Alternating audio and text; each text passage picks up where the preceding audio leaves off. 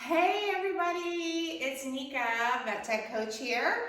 I am going to teach you today about mat relaxation, why we want to do this with a young puppy, and how to progress. This is a little bit different than a training video because I want to kind of showcase some of the mats the mat that I use specifically. I want to showcase that as well as kind of talk to you about progression as just a general idea. So this isn't necessarily a training video. I do have those available, but this is more like overview and why you would want to teach something like this, okay? So let's start first with our tools. Number one, I have my treat bag here full of tiny little morsels of treats. I will also pinch these even smaller when I'm doing mat training. You can absolutely also use regular kibble. There is no problem doing that because this is a very easy task for them to learn. So treats, got, okay? Chair, got it, okay? Next is the mat. So I use these mats that are handmade for me by my second mother. She's very lovely. She makes these big ones, these bigger sized ones. She also makes littler ones. So anyway, the reason I like these, they're very portable. I can shove them in a big bag. I can keep it in my car really easily. It is made, it's all compact. She's got a little Velcro strip to keep it kind of neat and tidy here, so it's nice and rolled up. And on the inside of these mats is towel material. This is a little bit dirty, so don't look at that. But towel material on the inside, so easy to, if you needed to wipe the dog off, like after a walk and their belly gets dirty, or if you're going to a restaurant and they do give you a bowl of water and it gets spilled, which oftentimes does happen, easy to soak up. You can still pull this up, throw it in the washer, no big deal. So much easier to sort of manage in terms of portability and also usability. Really, it's awesome. You can use it for so many different things. So anyway, mat, this is Ellie's. Isn't it so cute? Little baby elephants on it. So cute. Anyway, so basically you open it just like this and you lay it roughly at the corner of your chair, kind of next to you there. And I'm going to go ahead and pick up a couple of these toys just for distraction purposes.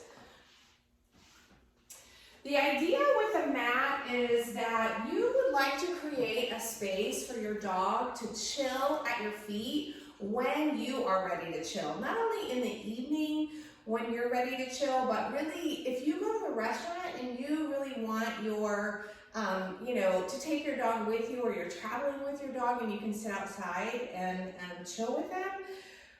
If you start treating this mat like a location and they start realizing like, oh, if I go there, really good things happen to me, great. Now you've created a space that they understand from the beginning. So you notice when I laid that down, Ellie automatically kind of came over here and laid on it.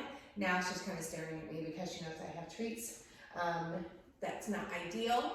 But she thinks we're in training mode right now, so that's okay. So I do kind of want her to disengage. I want her head to go down and really think about relaxation. So you can tell she's off on her hip. She's not laying there in that perfect laying down position that, allows them to really hop up really quickly. And she's not attention seeking for me. Now, she is looking at me, so it is a little bit of attention seeking, but not the nudging me or pawing at me or barking or whining or crying, whatever it is. She's not doing any of that to get my attention. She is staring at me, but other than that, she's not doing much. So Ellie is 16 weeks right now, and we practice periodically. I don't do it as often as I should. I'm just like you guys in that, I still have to work and I have things I have to get done in a day, and sometimes there just isn't enough time. But I do try to work this into things that are possibilities for me. So while I'm on a Zoom call, especially if it's not like a formal Zoom call, I will practice mat training at the same time. If I more have to listen and take notes, that's fine. If I have to really participate, or if I'm the leader of the Zoom call, I don't tend to do this then.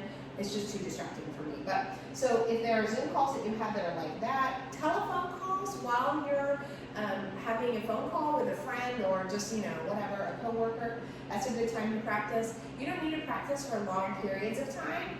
even 2 minutes is helpful. It's really about making the connection of what this mat is, and it's about relaxation. It's about disengagement. It's about chill at my feet while I'm, doing something else. I don't want you attention seeking from me. Now, I do want to be able to move around and move about when the dog is on the mat.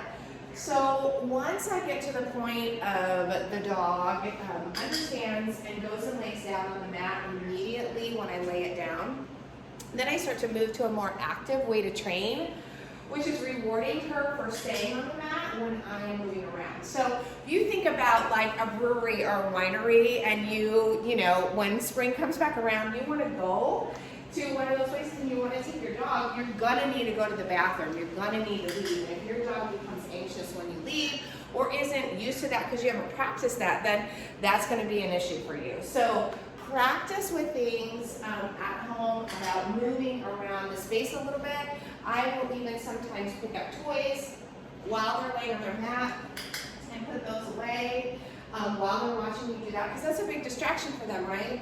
To see their ball being put away in their little toy box or whatever. I will also open a door or knock on a door, so I wanna, good, whoops. So she kind of popped up a little bit, and that's okay. I'm gonna bring her back to this space here. There you go. So I'm gonna wait patiently for her to kind of get back into position, which is the laying down position, because that's what I prefer.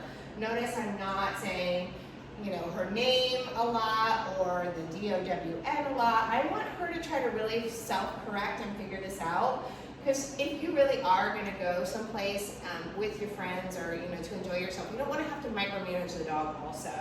So you want to be sure that they understand what the expectations are for the exercise. Okay, so let's try that one again. And I'm only going to knock twice this time. Good. And I'm going to reward her. Click her right when she heard that knock, and reward her again. Good. Notice she perks up. Oops.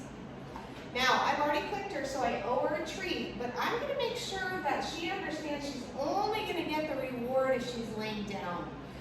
I don't want her sitting up or getting up or, meeting me halfway if I'm far away. I want her to make the connection that you only receive the rewards when you're laying down. Now, eventually I will put this on cue and be able to send her here to her mat so that I could, be 4 or 5 feet away and tell her to go to her mat, and she would go. That's kind of a future goal for us. She's only 16 weeks, so this is really good for 16 weeks and where I would expect her to be at this time. So that is a little bit about mat training. Let's do the all done. Before I end this video, let's do the all done real quick, okay? All right, all done. So I want to end the behavior when it's going good because I want them to understand that I am the behavior, not them, and they can't just get bored and then walk away from it like, oh, I'm bored, I don't want to lay here anymore. That I'm the one that'll be ending that behavior for them. So, and then I just fold this up and I put it away. The mat isn't something that stays out all the time.